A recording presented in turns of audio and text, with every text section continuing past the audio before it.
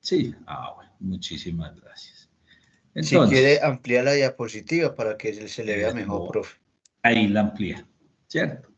Entonces, bajo esta óptica, podríamos observar que la Constitución de 1821, es decir, 11 años después de haber declarado ese concepto de separación de la corona española, es la primera constitución que le permite al ciudadano poder acceder a algunos conceptos de información y pues, se regulaba mediante la Constitución. Entonces decía la Constitución de Cúcuta de 1821, la libertad que tienen los ciudadanos a reclamar sus derechos ante los depositarios de la autoridad pública con moderación y respeto debidos, en ningún tiempo será impedida ni limitada. Es decir, bajo esta óptica o este escenario histórico, observábamos que el ciudadano podría reclamar derechos, pero no existían esos elementos jurídicos o esos antecedentes constitucionales que materializasen ese derecho a cada una de las personas. Y entonces decía, todos por el contrario deberán hallar un medio pronto y seguro, con arreglo a las leyes, de las injurias y los daños que sufrieran las personas en sus propiedades, en su honor y estimación. Entonces, digamos que bajo esa óptica, le estaban dando una herramienta a ese ciudadano, a esa persona, que en ese elemento constitucional tendría que cumplir unas garantías mínimas necesarias para acceder a estas herramientas jurídicas que permitieran salvaguardar sus derechos, ¿cierto? Entonces, bajo esos escenarios, muchachos, digamos que esta forma o esa generalidad de esas peticiones no tenían una regularización completa o compleja como hoy lo podemos observar en nuestra Constitución. Entonces era más o menos una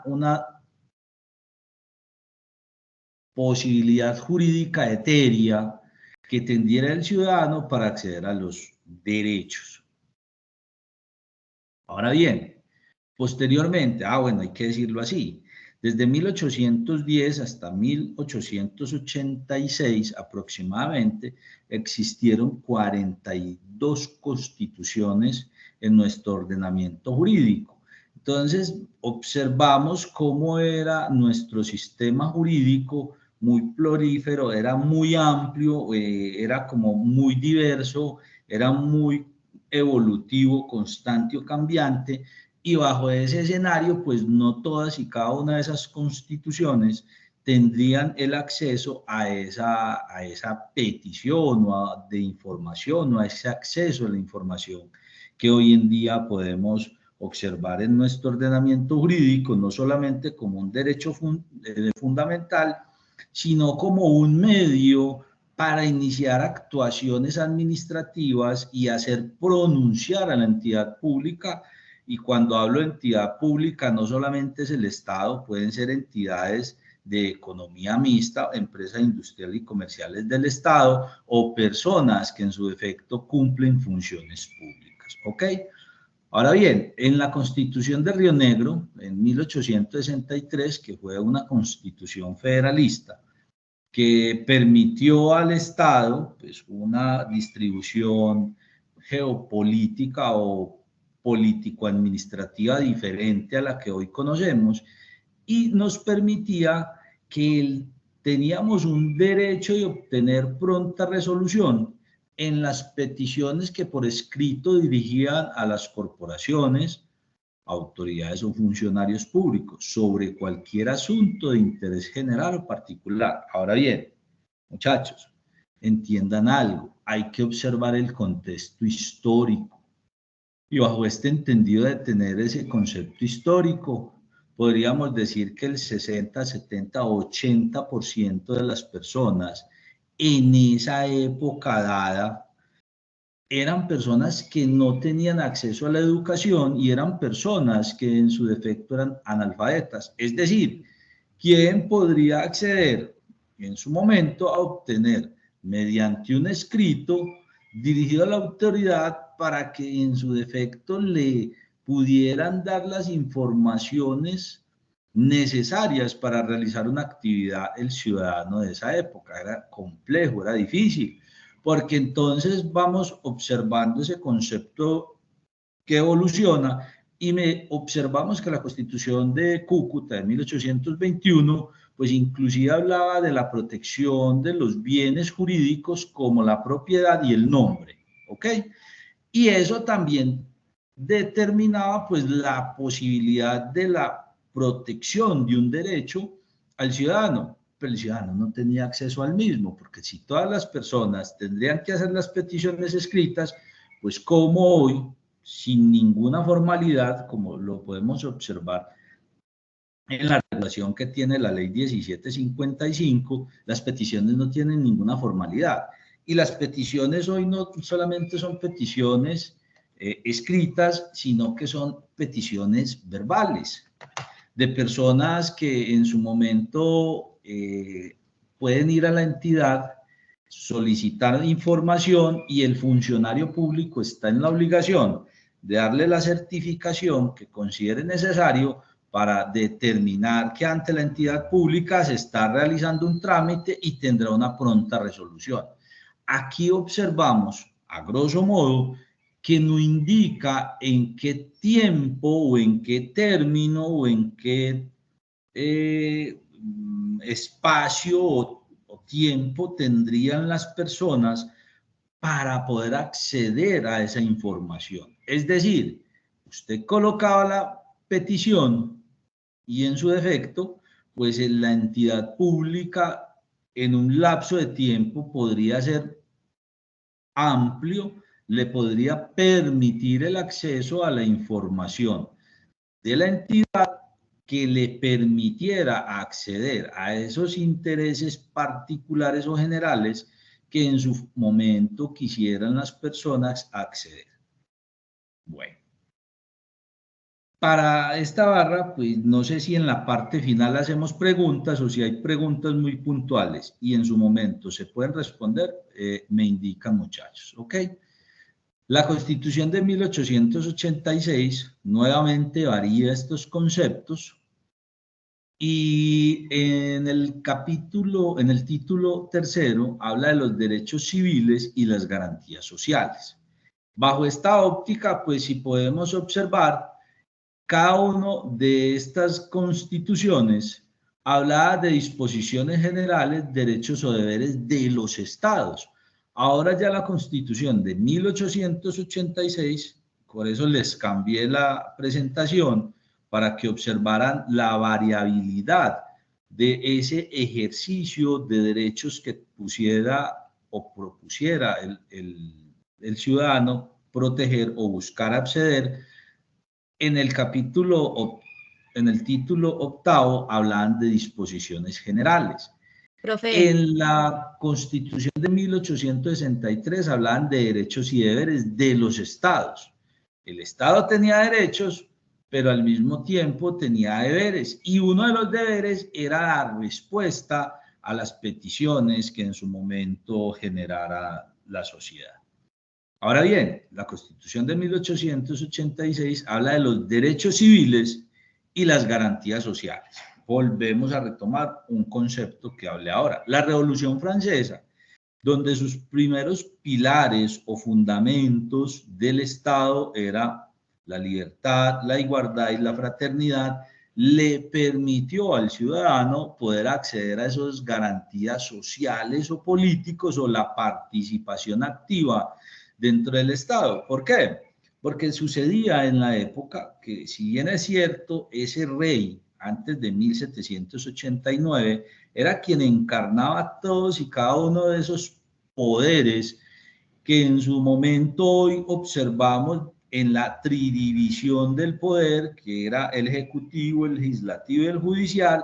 Antes de 1789, pues todas esas facultades o todos esos poderes estaban en manos del rey y esas monarquías que hacían parte de esos factores de poder en su época.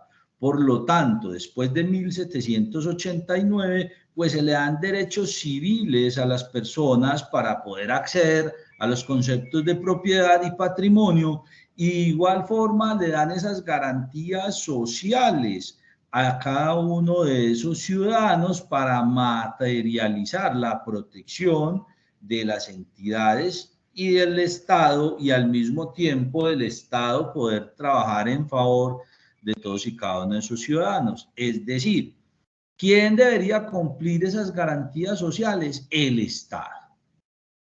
Pero ahora, ¿cómo lo podemos materializar y llevar a un contexto mucho más célero, práctico y sencillo para que el ciudadano pudiese activar dichas garantías sociales? Eso es lo que vamos a intentar dar respuesta en este ejercicio del derecho de petición en sus funciones constitucionales y administrativas. Entonces decía este artículo: toda persona tiene derecho a presentar peticiones respetuosas a las autoridades, ya sea por motivo de interés general, de interés particular, y obtener pronta resolución. Volvemos al mismo cuestionamiento. Ese ejercicio del tiempo o el espacio. ¿En qué tiempo se debe dar pronta resolución? Y cómo en ese espacio o en ese lugar, pues cómo se permitía a las personas realizar dichas peticiones y cuál era la regulación que el Estado tendría, o esas entidades públicas o esos particulares que prestan funciones públicas, cómo sería la regulación o cómo sería el procedimiento para que el ciudadano accediera no solamente a la información, sino para que pudiese, en su defecto, colocar esas peticiones y tener esa pronta resolución. No había una regulación, no había el ABCD para poder realizar dicha actividad, ¿cierto? Entonces, vamos observando las modificaciones que se van viendo en el trasegar de este concepto de la petición respetuosa ante las entidades públicas. Ahora bien, hay que resaltar ciertos elementos. Cuando nosotros hablamos del derecho administrativo, por allá en Francia, decimos que el fallo blanco le permite dar al Estado francés la oportunidad de crear una jurisdicción especial que le permita a los ciudadanos poder acceder al concepto de justicia e indemnización cuando en su momento esa acción o esa omisión o ese dolo o esa culpa del Estado infringe un daño al ciudadano. Y en su momento, pues se crea esa figura jurisdiccional que le permite, digamos, dividir esa corte que tenía poderes omnipotentes, como sería una Corte Suprema de Justicia, y subdividir esa jurisdicción en una jurisdicción especial que se llamaría Consejo de Estado, que conocería única y exclusivamente de esos elementos que generasen daño al ciudadano y pudiese acceder a un concepto de justicia con elementos propios. Es decir, una jurisdicción administrativa que no conozca, conforme al Código Civil y conforme a las normas que generaban el daño en esa jurisdicción. Entonces se da, digamos, ese primer salto de una jurisdicción especial, donde las personas tendrían la oportunidad de discutir o en su defecto de acceder a justicia cuando con la ocasión de la acción o la omisión el daño era causante del Estado. Entonces, en Colombia, en ese momento histórico, pues nosotros teníamos la Corte Suprema de Justicia dividida en salas, y una de las salas era el Consejo de Estado, y el Consejo de Estado única y exclusivamente estaba como consultor, y el Estado lo que hacía era consultar los conceptos de Estado que posiblemente tendría alguna inquietud o diferencia en su aplicación, y por lo tanto el Consejo de Estado estaba única y exclusivamente como consejero. En la evolución histórica del derecho administrativo en Colombia, con la reforma de 1913, se crea el Consejo de Estado como un elemento jurisdiccional aparte de la Corte Suprema de Justicia y ya tenía unos factores jurisdiccionales o diferenciadores para que los ciudadanos pudieran acceder a esa jurisdicción especial.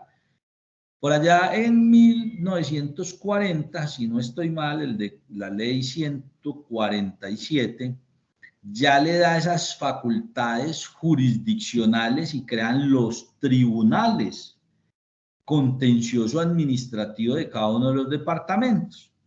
Y bajo ese ejercicio o esa norma, pues digamos que le da facultades a los tribunales departamentales para poder tener jurisdicción y competencia en relación a esos hechos dañosos o a esas actividades que por el accionar del Estado pues infringieran un daño o un detrimento patrimonial en los ciudadanos. Estos irían a conocer sobre esos procesos especiales donde había una contención del Estado y el ciudadano. Entonces, bajo ese elemento, digamos que existía desde la Constitución de 1886 esa acción de petición, pero no era claro. Ahora bien, el decreto 2773 de 1959 reglamenta el derecho de petición y se dictan procedimientos administrativos. Es decir, ya vamos observando que si bien es cierto, venía una evolución histórica del derecho de petición como un derecho social donde todos y cada uno podían acceder a esa garantía, el Estado, como en el ejercicio de su actividad, pues daba el servicio, prestaba el servicio sobre dar información sobre esas peticiones, pero no existía esa regulación concreta para que el ciudadano accediera a la información. Y bajo ese ejercicio, pues dice el capítulo primero en el artículo 1, pues las instituciones o los agentes del Estado o cualquier persona que esté vinculada a las ramas del poder público, semioficiales, nacionales, departamentales o municipales, conforme a ese derecho que se consagra en esa Constitución de 1886, permitirá darle la oportunidad a las personas del acceso a la información en un determinado tiempo. Y bajo este determinado tiempo le dio 15 días para resolver esas peticiones. Ahora bien, pregunta. Primera situación que veríamos acá, ¿esos 15 días serían hábiles o esos 15 días serían calendario? Doctor Juan Carlos. Señor. Es que acá nos dicen que las diapositivas no están cambiando, está en la misma que usted quedó. Así. Gracias. Okay. Ahí no ha cambiado. Ya cambió, profe, pero... Ya cambió. Sí. Qué tan bonito. Bueno, ahí vamos en el decreto 2733. Y entonces ese decreto 2733 le dio un término, 15 días. Ahora bien, para nosotros poder llegar a resolver esos elementos de los 15 días, porque entonces diríamos, bueno, ¿y 15 días son cuándo? ¿Hábiles o calendarios? Y si nos vamos al Código Civil, entonces el Código Civil nos dice que cuando los términos estén en días y no se determine si son calendarios o son hábiles, pues si son para las entidades públicas se entenderán hábiles. Y esos 15 días se entenderán contados a partir del momento en el cual la entidad pública esté en prestación del servicio. No se contarán los días en los cuales no se presta el servicio. Y entonces, desde ese momento, se dan en su defecto, pues, unos términos perentorios para que las entidades públicas pudiesen realizar, digamos, la posibilidad de dar una respuesta de fondo a cada uno de los ciudadanos.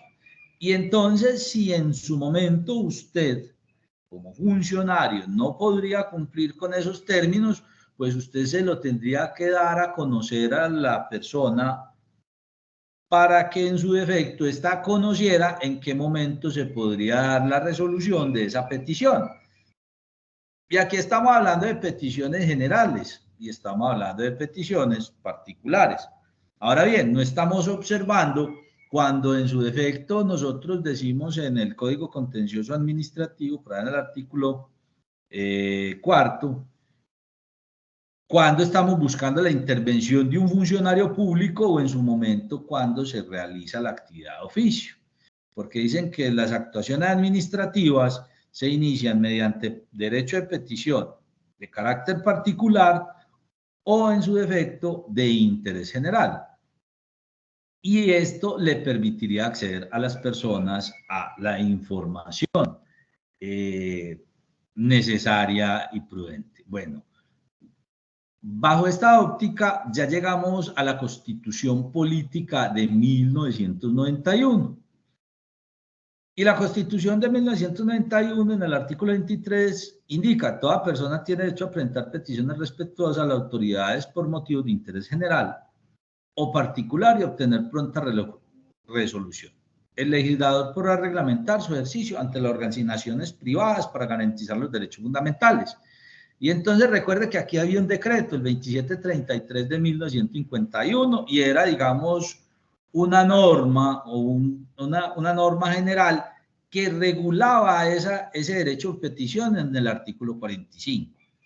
Pero como estábamos hablando del derecho y estamos hablando del derecho administrativo y el derecho constitucional, tenemos que observar los conceptos históricos o evolutivos del derecho de petición.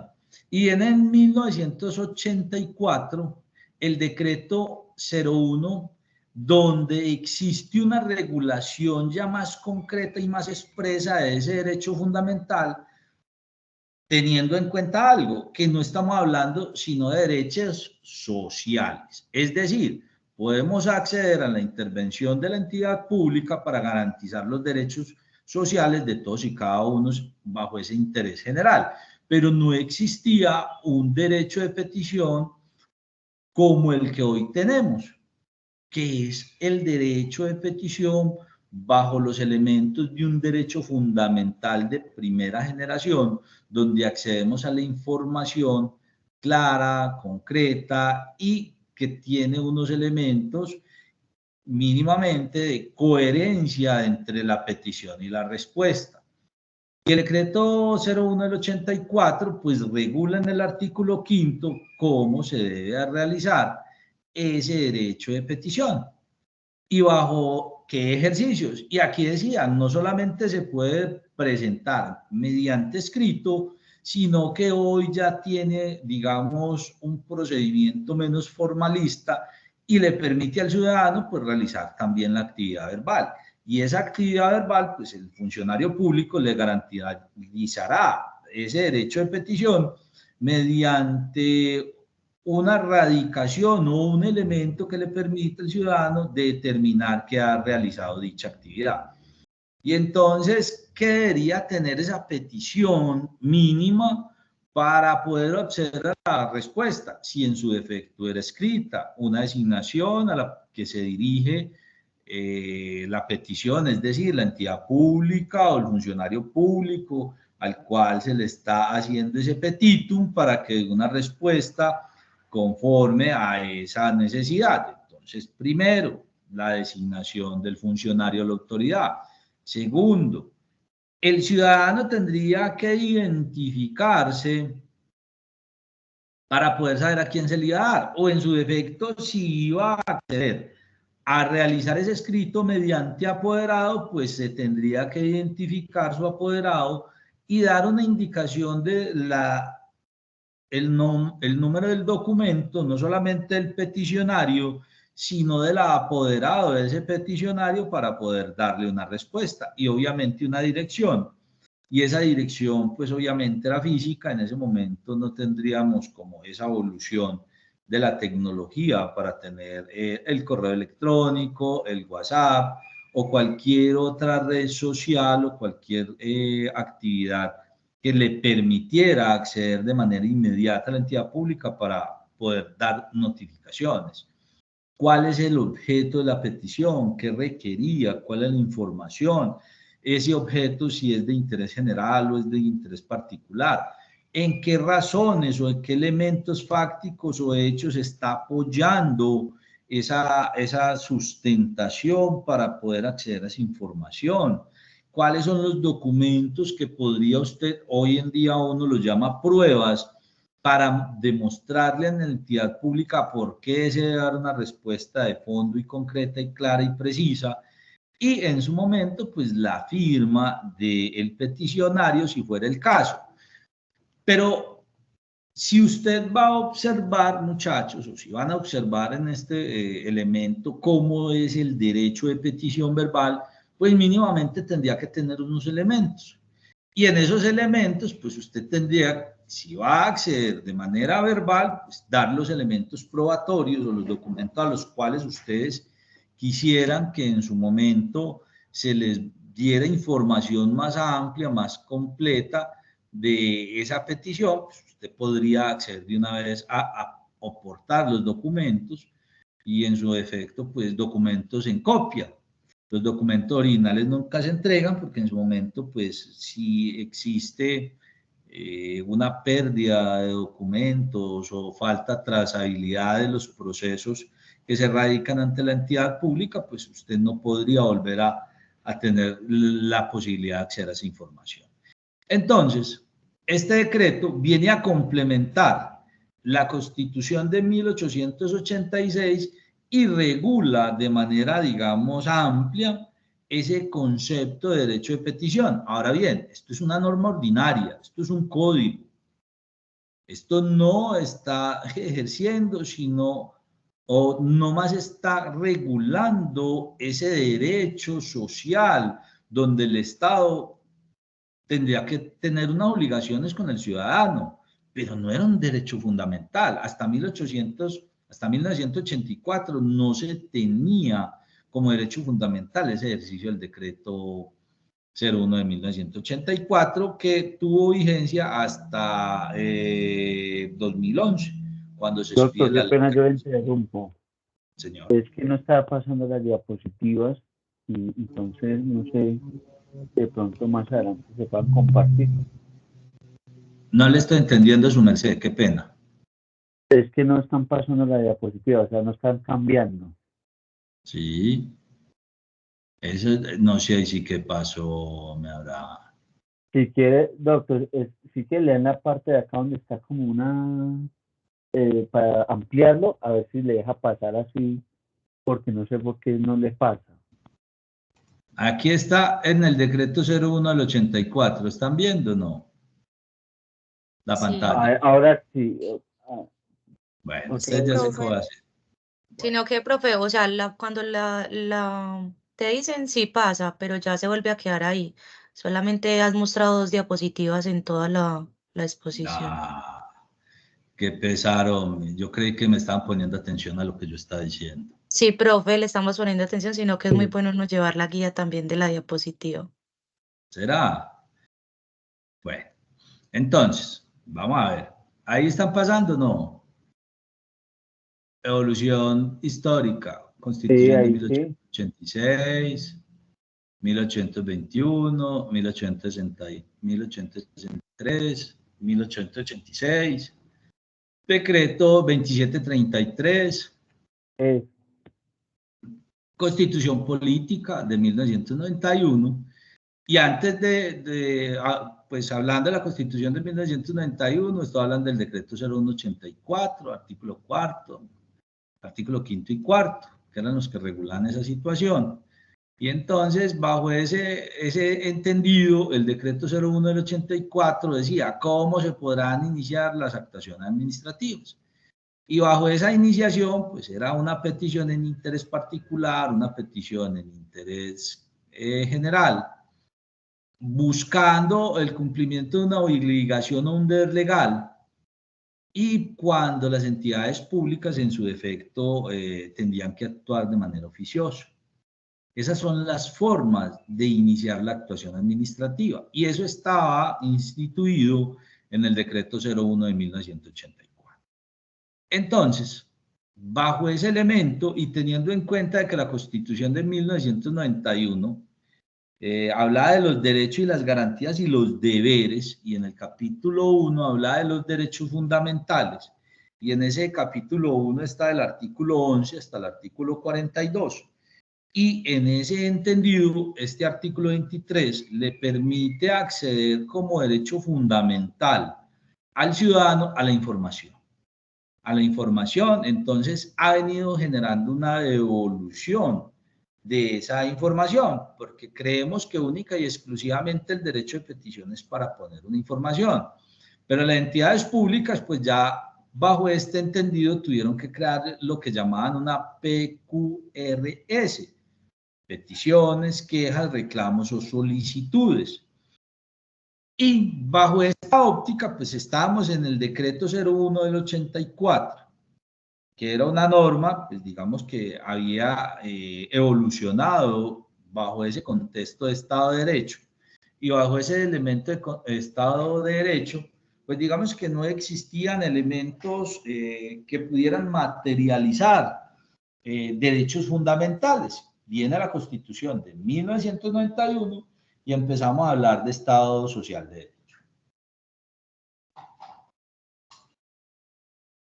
Y bajo la óptica del Estado Social de Derecho, pues digamos que se invierte la pirámide. Y esa inversión de pirámide, es decir, si inicialmente el Estado era el que tenía los derechos y las garantías, y era a quien, o era esa entidad que estaba en una posición dominante, se invierte la postura y es el Estado quien tiene que darle garantías a los ciudadanos y cómo darles herramientas para materializarla. Y bajo esta óptica, pues el decreto, la Constitución, en ese artículo 23 habla de derecho fundamental.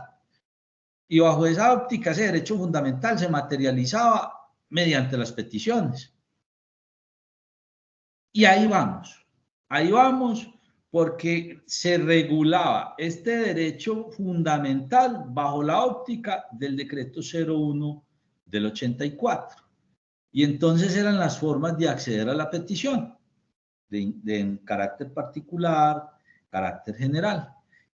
Y ahí estábamos. Digamos que se realizaba todo el ejercicio de regulación del derecho fundamental bajo la óptica del artículo 30 de la Constitución, que decía que los jueces no solamente están sometidos al imperio de la ley, sino que la jurisprudencia era un elemento fundamental para poder, digamos, darle una óptica mayor, una amplitud a esos derechos fundamentales, y la Corte Constitucional pues vino regulando esos procedimientos mediante algunas sentencias que le permitían, digamos, abrir ese espectro conceptual que tenía ese derecho de petición. Bueno, vamos a ver si ahí les permite, muchachos, ver. Sí, profe. Sí, bueno, lo hacen así chiquito porque no sé cuándo lo pongo grande porque se me chinga el computador. Entonces, decreto 01 del 84, vigencia hasta el 2011, y no está regulando, digamos, que era lo que en su defecto se tenía que observar, que si era un derecho fundamental, el derecho de petición, ¿bajo qué normatividad se debería regular ese derecho de petición? Y entonces, bajo ese concepto, se debe determinar que para usted regular un derecho fundamental tenemos que tener en su efecto una norma estatutaria. Y el decreto 01 del 84 no era una norma estatutaria, era una norma ordinaria. Se viene la ley 1437 del 2011, norma ordinaria, también viene regulado un ejercicio de el derecho de petición. La Corte Constitucional, en estudio de constitucionalidad, le indica al legislador que no se puede realizar la regulación de un derecho fundamental mediante normas ordinarias, crea una norma estatutaria y en el 2015 se crea la ley 1755 como ley estatutaria que regula el derecho fundamental.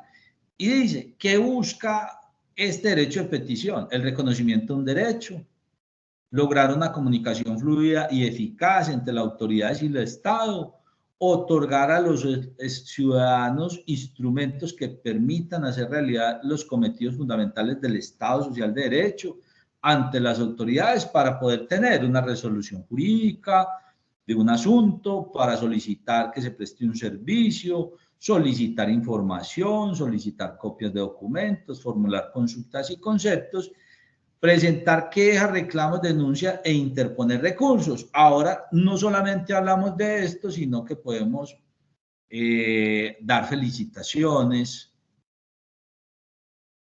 y realizar otro sinnúmero de situaciones mediante este ejercicio de petición. Entonces, ahí se va observando cómo se va encajando ese derecho fundamental en las nuevas normas que en su defecto deben regular esos derechos fundamentales mediante leyes estatutarias y le permita al ciudadano la protección real y efectiva de ese derecho fundamental, y ya no es un derecho social que a todo el mundo se le puede otorgar, a todo el mundo se le puede proteger, sino que viene a regular de manera particular ese derecho de petición, el Estado Social de Derecho ante el legislador y la Corte Constitucional en relación a la aplicación de la jurisprudencia bajo esa óptica. Entonces, ¿qué debe tener la petición, muchachos, cuando ustedes van a hacer una petición ante una entidad pública? Lo dice el artículo 16. Designación de la autoridad, el nombre completo de la persona la cual está solicitando la información o el apoderado, dónde va a recibir las notificaciones, cuál es el objeto de la petición, las razones, y cuando se habla del objeto, digamos, ¿qué es lo que usted está buscando? Cuando se habla de las razones son los elementos fácticos, los documentos son pruebas y la firma si hubiera necesidad. Ya conforme a lo que ha sucedido y viene el decreto 806 del 2020, nos habla acerca de la justicia digital. Entonces uno diría, ay, bueno, qué tan excelente que ya podemos realizar todas las actividades mediante el uso de las tecnologías de la información. Pues yo les digo, desde el 2011, la ley 1437, por allá en el artículo 53 y siguientes, habla de la sede digital y todas las actividades que se podrían hacer de manera virtual ante las entidades públicas sin necesidad de acceder a una taquilla o a un lugar para poder realizar la actividad. Ya se podría hacer mediante la sede digital, y esa sede digital pues tendría que acceder el ciudadano a cualquier hora del día o de la noche, sin importar si era día hábil o era un día festivo. Usted la podría radicar y al día siguiente hábil de la entidad pública, pues se radicaría la petición y empezarían a correr los términos para la pronta resolución. Muchachos, la 1755, y aquí va a empezar a correr porque esto se nos va encogiendo el tiempo. Términos para las peticiones: en interés general 15 días, en consultas 30, en solicitud de información de documentos 10, en petición entre autoridades 10, solicitudes de los congresistas, o sea, una petición entre autoridades son 10 días, en solicitudes de congresistas son 5, y el traslado del competente son 5. Aquí también se pueden hablar de las consultas que se pueden hacer por los periodistas. Y los periodistas en su defecto también tienen prioridad frente a las peticiones y se le dará también resolución en 5 días.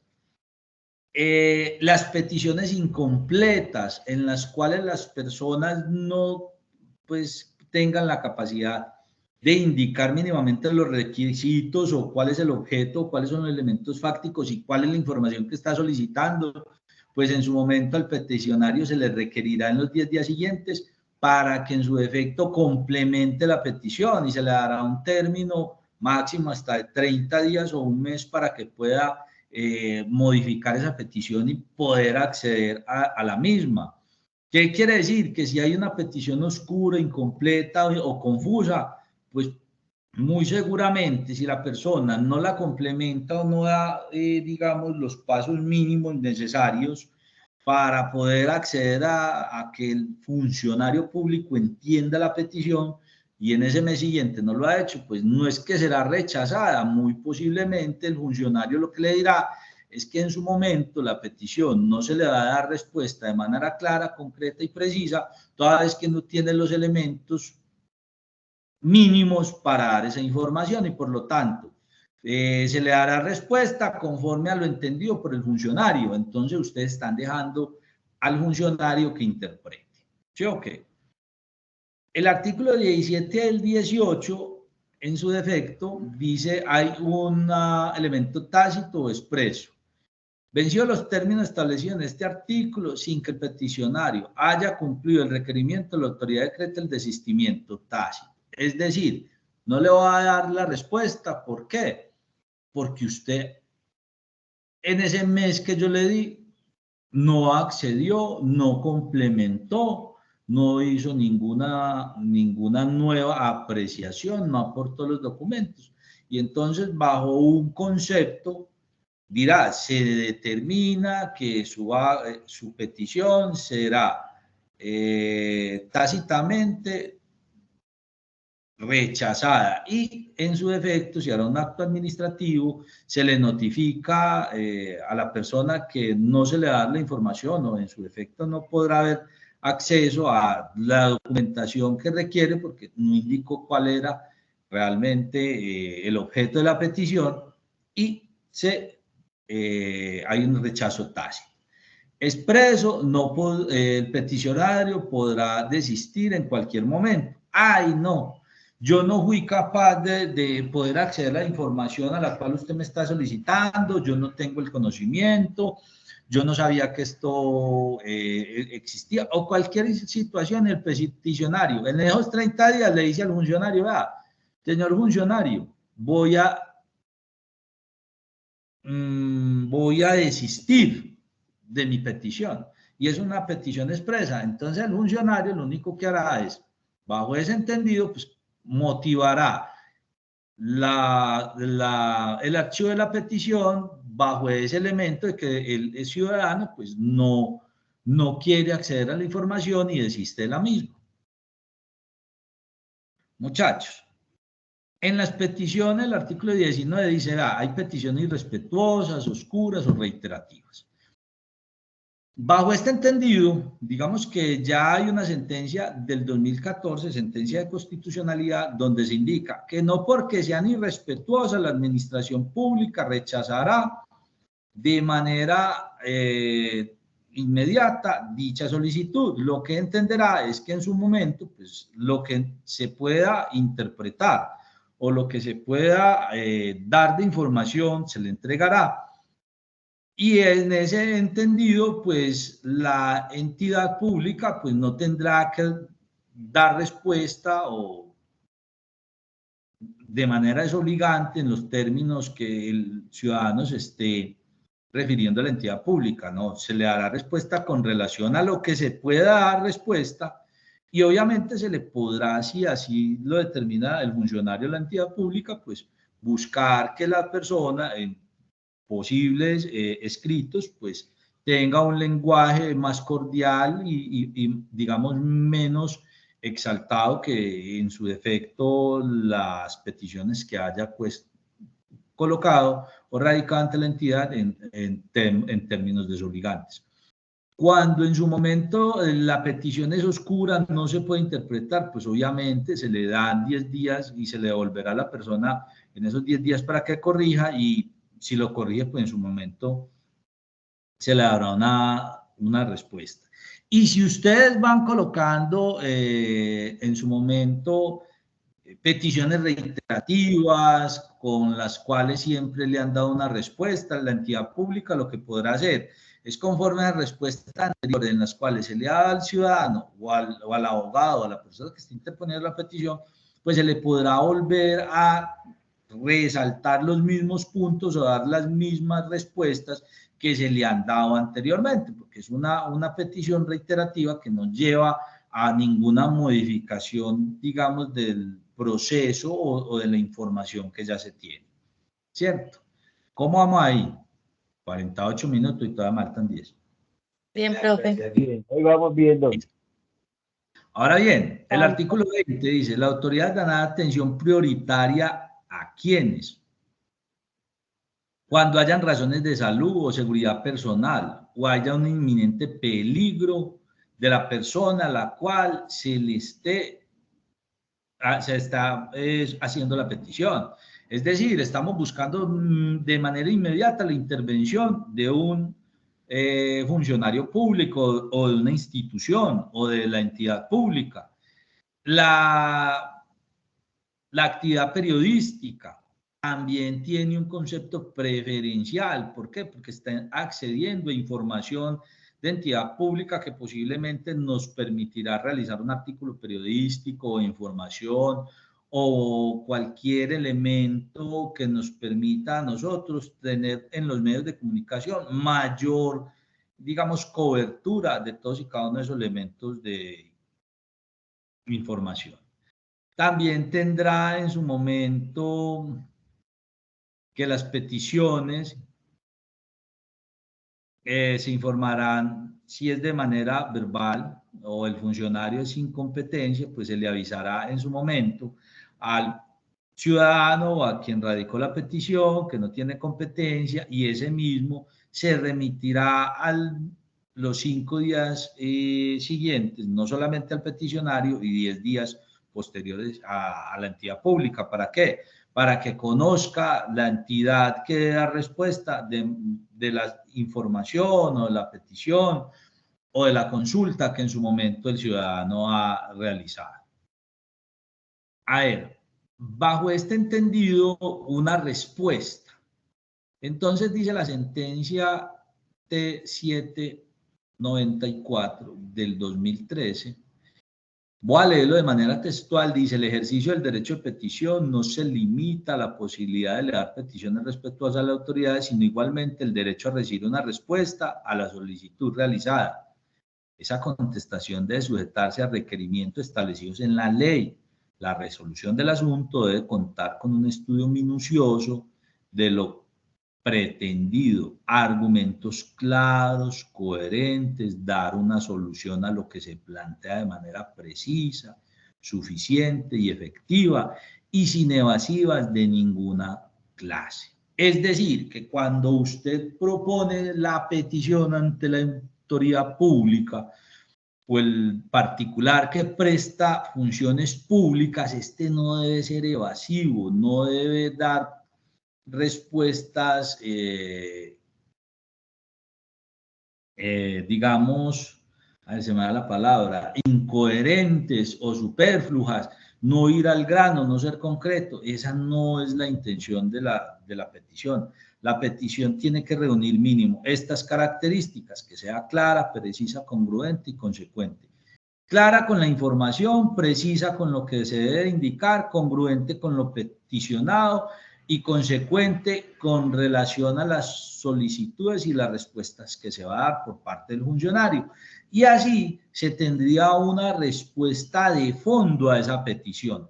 Es decir, muchachos, si ustedes no saben en los elementos fácticos cómo van a tener, digamos, una ruta o van a tener un elemento consecuente, es decir, que esté contando una historia en tiempo, modo y lugar que se pueda tener coherencia, muy seguramente el funcionario público, por decir que no menos, que es una petición oscura, poco entendible, muy posiblemente no va a poder aplicar estos elementos que uno pelea dentro de la contestación de los derechos fundamentales, porque a uno solicita se le entregue el acuerdo municipal donde indican cuáles son los presupuestos para el pago de las sentencias judiciales y la entidad pública le va y le dice otra cosa sobre el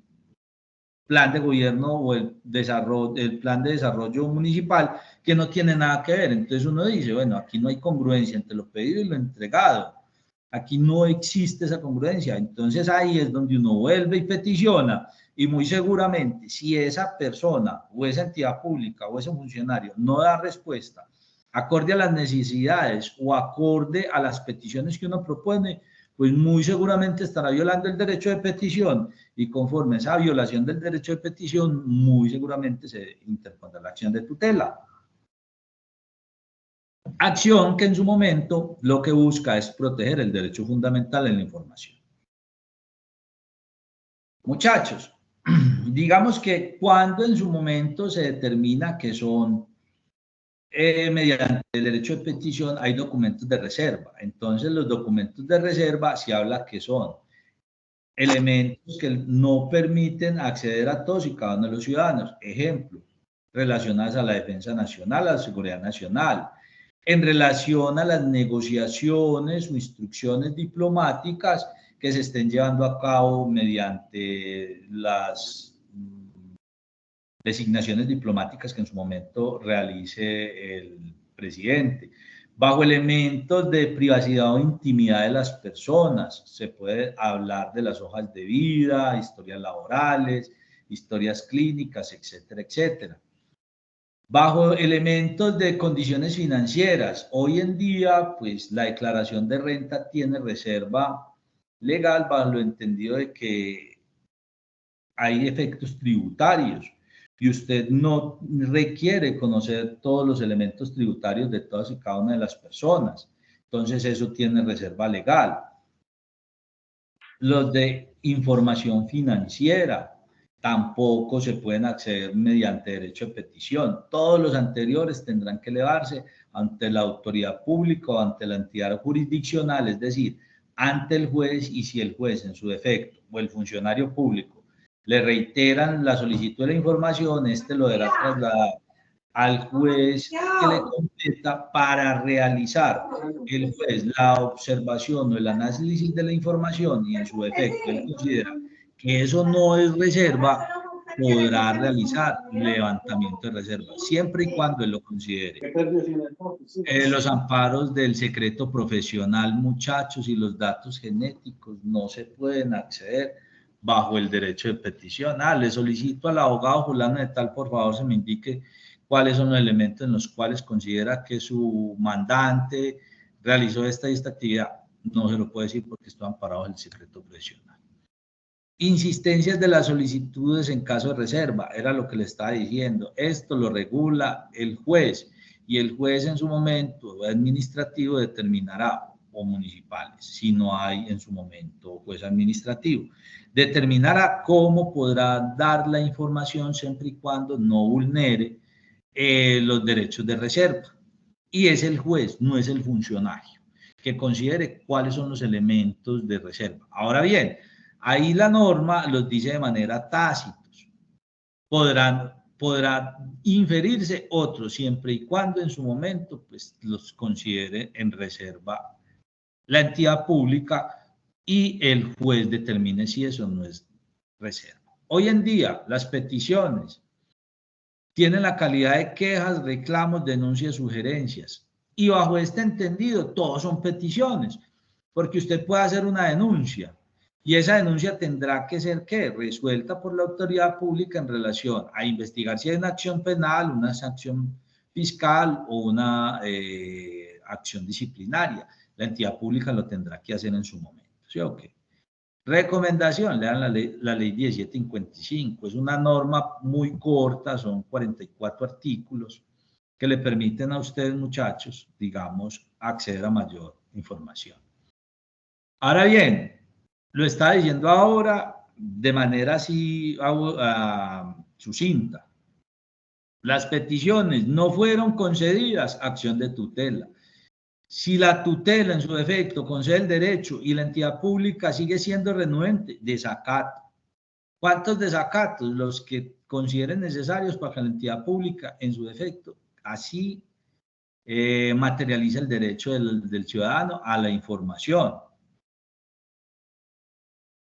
Consecuencias de no atender la petición, pues es una falta disciplinaria por el funcionario público, y lo dice el artículo 31, son deberes de todo servidor público. Hay falta disciplinaria y en su defecto, pues el funcionario público tiene la obligación de dar la información requerida por el ciudadano. Muchachos, el que sea funcionario no se puede pretermitir o omitir el cumplimiento de la ley estatutaria en defensa de decir que la información que se solicita tiene reserva. ¿Por qué? Porque muchas veces eso es lo que indican y uno va, anda el juez y el juez le dice, eso no tiene reserva, eso tendría que estar en tal lugar. Y entréguele todos y cada uno de los elementos al ciudadano. Muchachos, hasta aquí. Bueno, finalmente, hoy la modificación que trae en relación a los procesos disciplinarios de los funcionarios públicos es la ley, la ley 1952 del 2019 y dice que son deberes de todo servidor público. Y el artículo 39 dice, prohibición a todos los servidores, omitir o retardar o no suministrar de debida forma oportuna la respuesta a las peticiones. Muchachos, desde esa perspectiva, desde esa lógica, el derecho fundamental hoy día, que es el derecho de petición, puede verse inmerso en todas y cada una de las actuaciones, no solamente de los funcionarios públicos, sino de los particulares. Y los particulares, pues obviamente cuando uno está bajo el ejercicio de subordinación, o particulares cuando están en la prestación de servicios. ¿Y qué servicios? Servicios públicos, servicios financieros. Así le permite ese derecho fundamental a acceder a la información. Bueno, en cumplimiento de que era una sola horita, uno me puede quedar mucho tema y yo en clase lo explico un poquito más extenso, pero como solamente es una hora y ya algunas personas deben ir a clase y otros están trabajando o están dirigiendo sus trabajos, hasta aquí la exposición. Los que están conmigo nuevamente en clase, pues obviamente lo ampliaré y hablaré un poquitico más. Los que no, pues en su momento lo podrán estudiar y va a ver cómo puedo compartir la presentación. De igual manera, el ejercicio del abogado es el acucioso y en la acuciosidad es el estudio. Un feliz día a todos, que estén muy bien, yo los dejo. Abraham, deje de grabar y miramos a ver si aquí nos queda la grabación y posteriormente lo compartiremos. Listo, doctor, claro que sí. Muchísimas Bueno, gracias. Un feliz día para todos.